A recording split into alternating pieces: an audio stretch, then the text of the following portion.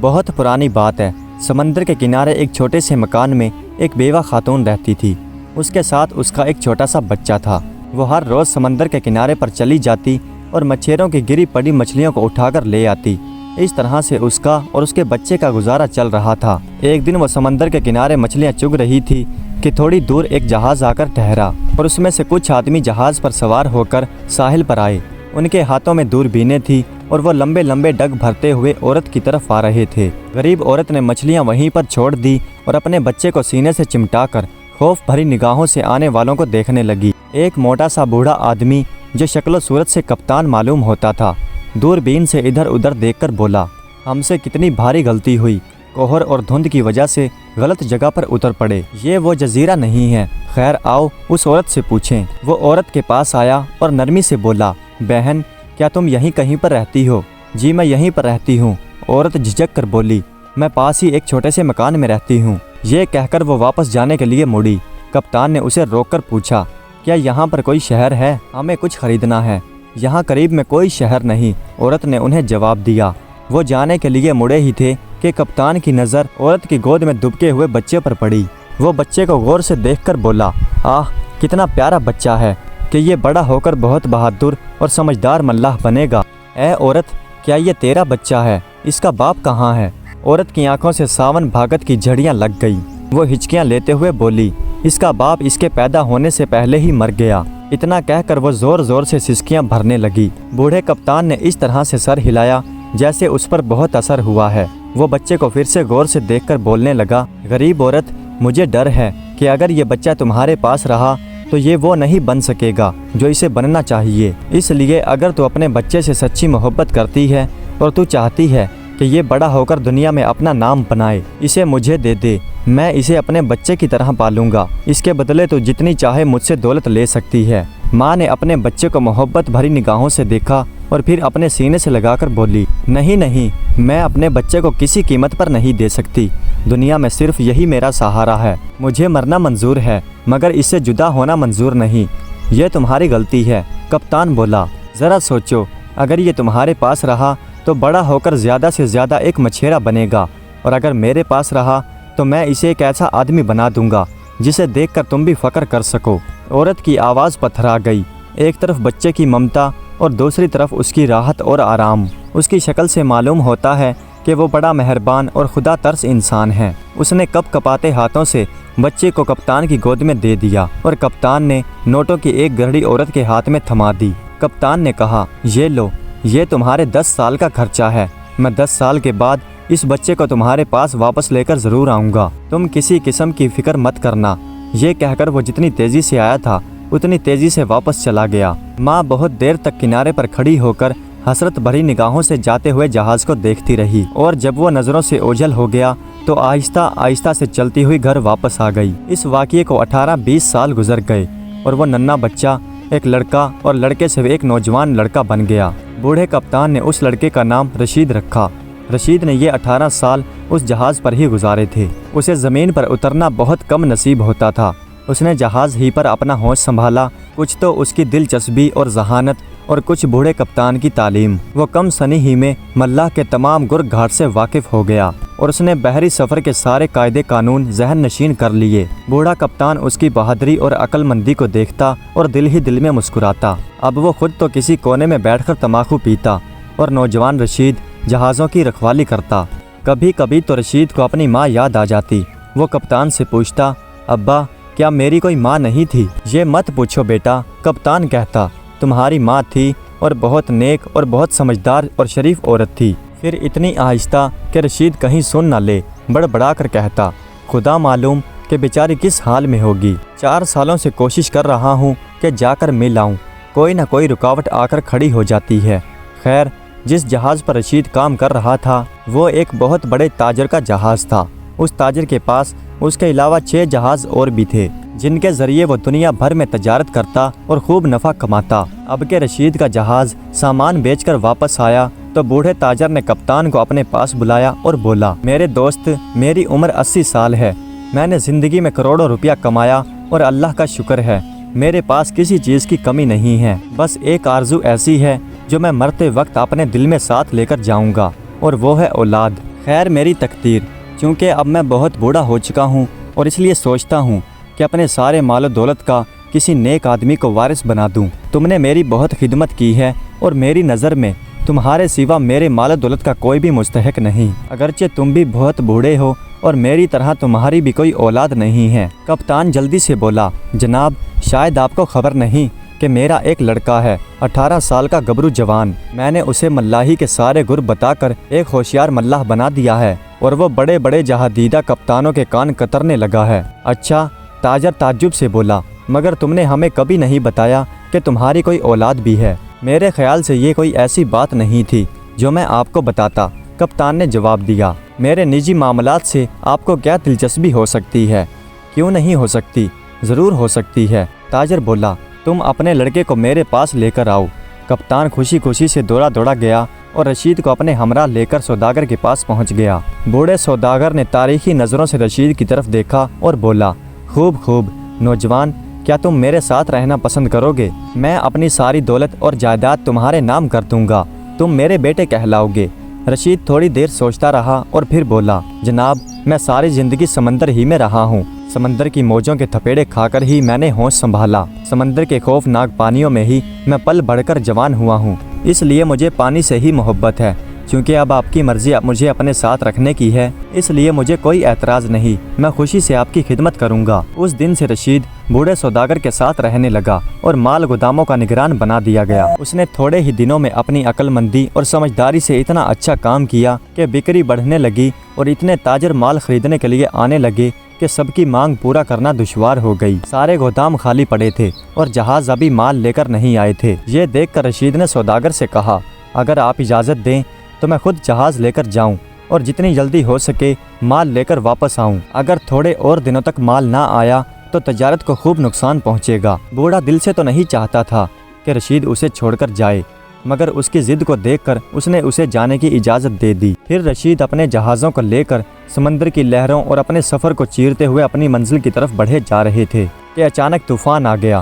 طوفان اتنا خوفناک اور تیز تھا کہ سمندر کی لہریں 30 40 فٹ تک اٹھنے لگیں اور جہاز کاغذ کی ناؤ کی طرح ڈولنے لگا۔ بہادر رشید نے اپنے حواس بچا رکھے، وہ اس سے پہلے سینکڑوں طوفان دیکھ چکا تھا، مگر اس وقت وہ صرف ایک جہاز کی نگرانی کرتا تھا اور اب اس کی نگرانی میں اور اس کی کمان میں کئی جہاز تھے۔ کبھی وہ ایک جہاز کو اشارے سے ہدایت دیتا تو کبھی دوسرے کو۔ طوفان لمحہ و لمحہ بڑھتا جا رہا تھا اور پانی کی دھن ہر طرف پھیلتی ہوئی جا رہی تھی۔ اس افراتفری میں سب جہاز ایک دوسرے سے الگ ہو گئے اور جدھر کو موجیں لے گئیں بہتے ہوئے چلے گئے۔ رشید کا جہاز مشرق کی طرف بہتا ہوا جا رہا تھا۔ اس نے اپنے جہازوں کو آخری بار دوربین سے دیکھنے کی کوشش کی، مگر اسے سمندر کی لہروں کے علاوہ کچھ دکھائی نہیں دیا۔ رات بھر اس کا جہاز موجوں کے رحم و کرم پر چلتا رہا۔ صبح جب طوفان تھما تو ایک جزیرہ نظر آیا۔ اس نے ملاحوں کو وہاں پر ایک لنگر ڈالنے کا حکم دیا تاکہ یہ معلوم ہو سکے کہ وہ کہاں ہیں اور ان کی منزل مقصود ان سے کتنے فاصلے پر ہے۔ جہاز کنارے پر تھوڑی دور کے فاصلے پر کھڑا کر دیا گیا اور رشید 2-4 تجربے کار ملاحوں کو لے کر کنارے پر اترا۔ اس نے دیکھا کہ 2-4 آدمی ایک بوڑھے آدمی کی لاش کو مار پیٹ رہے ہیں۔ ایک آدمی اس کے سر پر جوتے مار رہا ہے اور دوسرا آدمی اس کی داڑھی اور اس کے بالوں کو نوچ رہا ہے۔ رشید کو یہ دیکھ کر بہت دکھ ہوا۔ وہ جلدی سے دوڑ کر ان کے پاس پہنچا اور ڈانٹ کر بولا، اس لاش کی کیوں بے حرمتی کر رہے ہو؟ تمہیں خدا کا خوف نہیں؟ ایک آدمی اسے بولا، تم کون ہوتے ہو ہمارے کام میں دخل دینے والے؟ یہ ہمارا قرض دار ہے۔ کچھ سال پہلے اس نے 50 روپے ہم سے قرض لیا تھا اور اب یہ قرض دیے بغیر ہی دنیا سے چلا گیا۔ اب اس لیے ہم اسے مار کر اپنا غصہ ٹھنڈا کر رہے ہیں۔ یہ کہہ کر انہوں نے پھر اسے مارنا پیٹنا شروع کر دیا۔ ٹھہرو ٹھہرو، رشید بولا، یہ لو اپنے 50 روپے اور اسے چھوڑ دو۔ رشید نے 50 روپے اپنی جیب سے نکال کر ان کے آگے پھینک دیے اور اپنے ساتھیوں کی مدد سے اس بوڑھے آدمی کی لاش کو ایک گڑھا کھود کر اس میں دفن کر دیا۔ یہ عجیب ملک ہے، رشید اپنے ساتھیوں سے بولا، کیا اس سے پہلے تم کبھی یہاں پر آئے ہو؟ میں تو یہاں کبھی نہیں آیا، ایک ملاح بولا۔ سنا ہے مشرق کی طرف ایک جزیرہ ہے جس کا نام زنگار ہے، کیا یہ وہی تو نہیں ہے؟ ہوگا، رشید بے پرواہی سے بولا اور پھر آگے کی طرف بڑھ گیا۔ کچھ دیر چلنے کے بعد وہ ایک بستی میں پہنچے جہاں ایک میدان میں بہت سے لوگ جمع تھے اور ان کے بیچ ایک آگ کا بہت بڑا الاؤ جل رہا تھا۔ الاؤ کے قریب ایک بہت خوبصورت لڑکی رسیوں سے بندھی ہوئی پڑی تھی۔ ایسا معلوم ہوتا تھا جیسے وہ اسے آگ میں جلانے کی تیاری کر رہے ہیں۔ رشید بھیڑ کو چیرتا ہوا آگے کی طرف بڑھا اور آگے جا کر بولا، یہ کیا معاملہ ہے؟ تم اس لڑکی کو کیوں آگ میں جھونک رہے ہو؟ ایک بوڑھا آدمی آگے بڑھا اور گرج کر بولا، تم یہ پوچھنے والے کون ہو؟ ہمارے بادشاہ کا حکم ہے کہ اس لڑکی کو زندہ آگ میں جلا دیا جائے۔ پھر ایک اور آدمی جو شکل سے بھلا مانس معلوم ہوتا تھا آگے کی طرف بڑھا اور کہنے لگا، اس لڑکی نے ہمارے بادشاہ سے وعدہ کیا تھا کہ وہ 1 مہینے کے بعد ہمارے بادشاہ سے شادی کر لے گی، لیکن یہ اپنے وعدے سے پھر گئی۔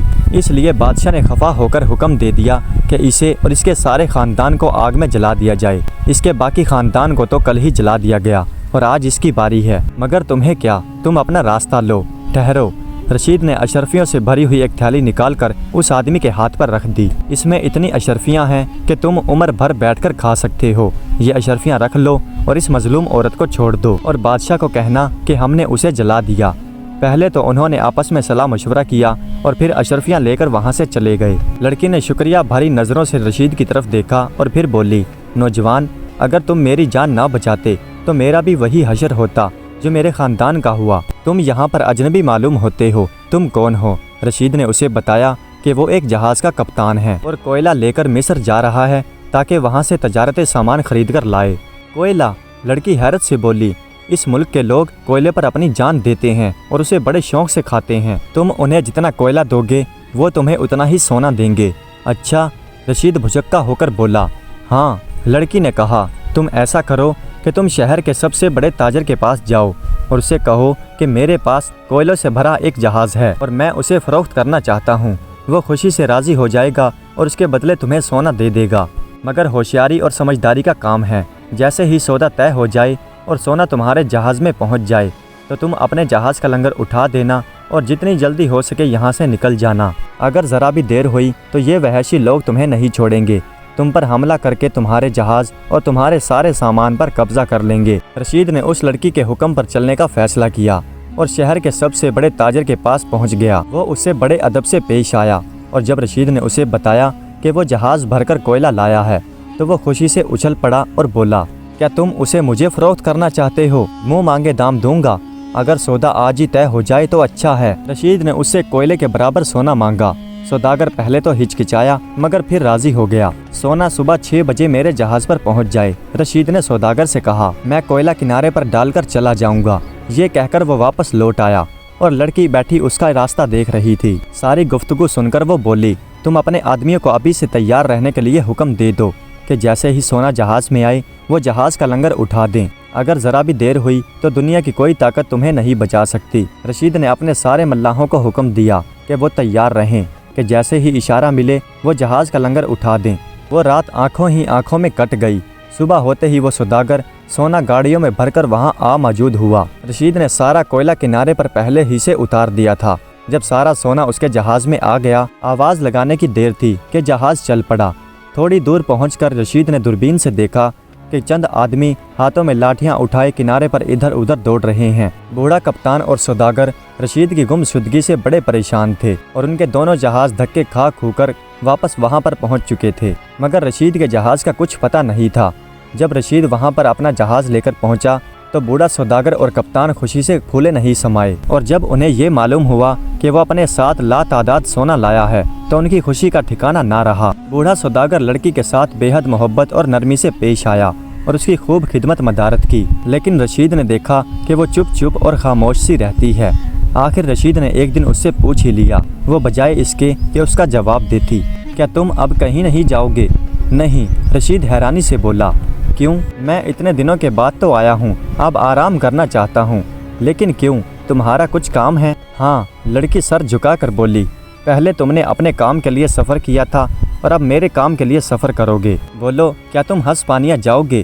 رشید ہنس کر بولا، اگر تمہارا کوئی کام ہے تو ضرور جاؤں گا۔ تم نے میرے اوپر وہ احسان کیا ہے جو میں زندگی بھر نہیں بھول سکتا۔ سب سے پہلے تو تم اپنے جہاز میں کچھ سامان بھر لو اور پھر اپنے مالک سے کہو کہ میں تجارت کے لیے ہسپانیہ جانا چاہتا ہوں۔ جب وہ اجازت دے دے تو پھر میرے پاس آنا، میں تمہیں چند باتیں بتاؤں گی۔ رشید نے ایک جہاز میں تھوڑا کوئلہ بھرا اور پھر اپنے مالک سے اجازت لے کر لڑکی کے پاس آ کر بولا، اب بتاؤ کیا کہنا چاہتی ہو؟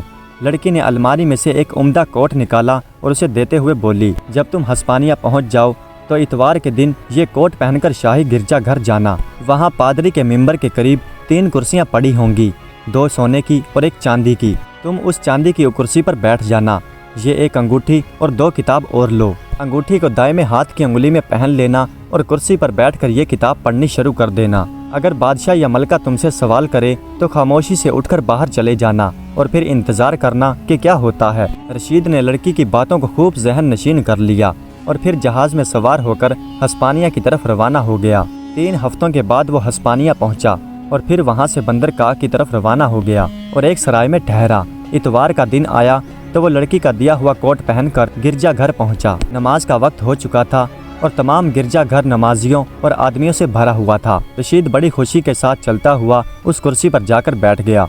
थोड़ी देर के बाद बादशाह और मलका भी आ गए और रशीद की दाहिने वाली कुर्सी पर आकर बैठ गए और फिर दुआ शुरू हो गई। रशीद ने जल्दी से लड़की की दी हुई किताब निकाली और पढ़ना शुरू कर दी। साथ ही साथ किताब पर उंगलियां भी फेरता जाता जिसमें लड़की की दी हुई अंगूठी पहने हुए था। सारे लोग दुआ में मशगूल थे, लेकिन बादशाह और मलका रशीद की तरफ देख रहे थे। देखते ही देखते मलका की आंखों से आंसू बहने लगे और वो हिचकियां लेकर रोने लगी। रशीद उसे रोता देखकर एकदम बाहर निकल आया और सराय चला गया। थोड़ी देर बाद 3 सिपाही आए और कहने लगे, तुम्हें बादशाह बुलाते हैं। रशीद ने कहा कि मैं शाम को हाजिर हो जाऊंगा। जब वो शाम के वक्त महल पहुंचा तो बादशाह और मलका बेसब्री से उसका इंतजार कर रहे थे। उसे देखते ही बादशाह और मलका खड़े हो गए।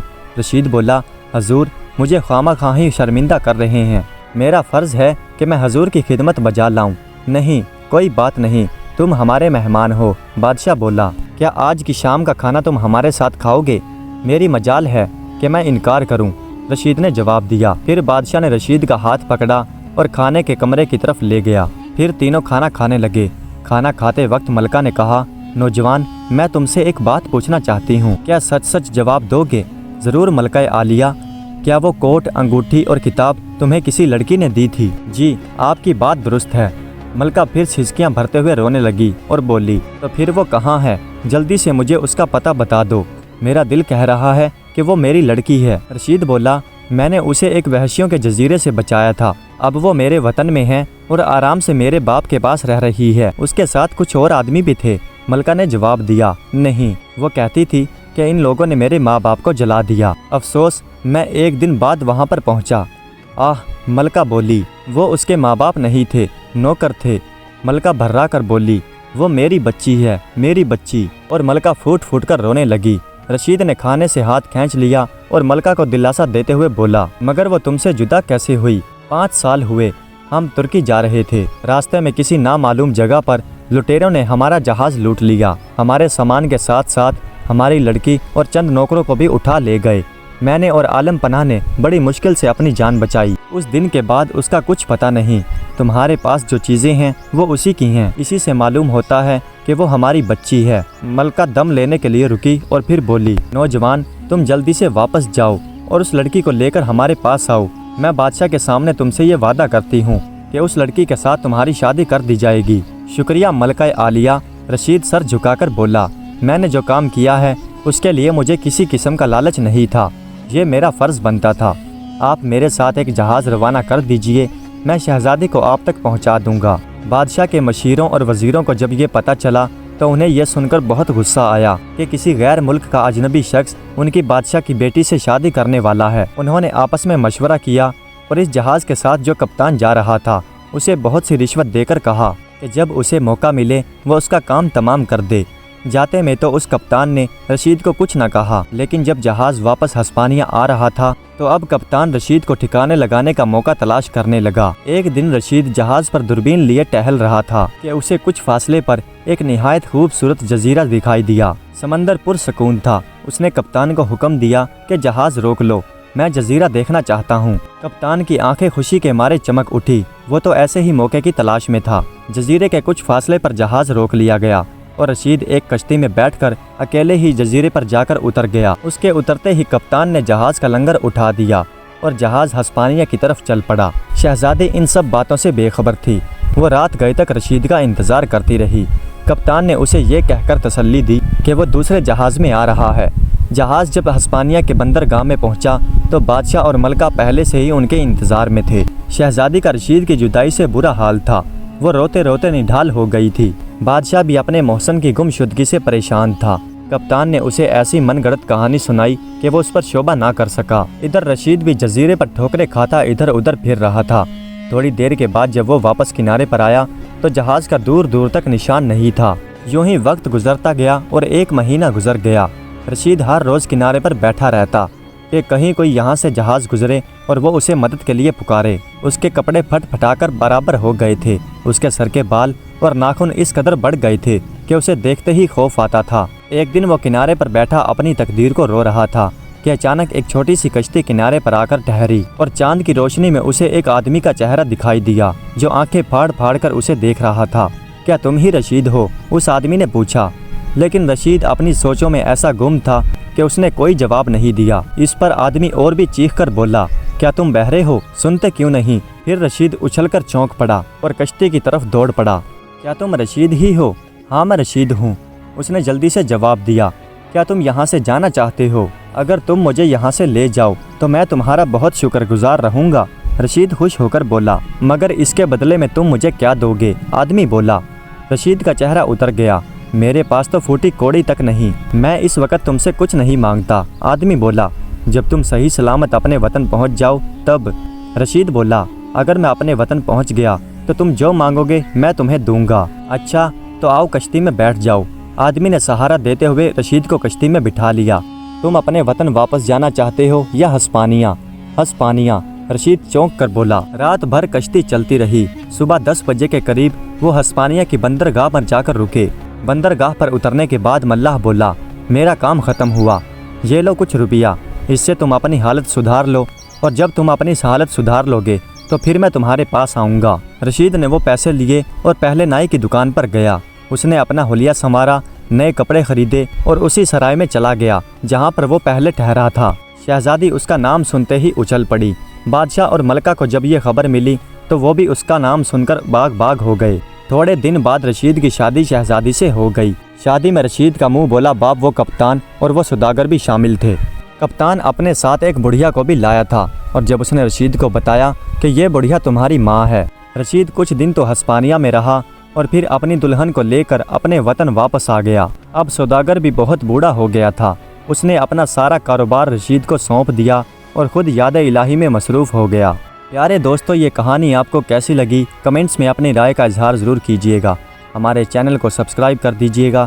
ویڈیو دیکھنے کا بہت بہت شکریہ۔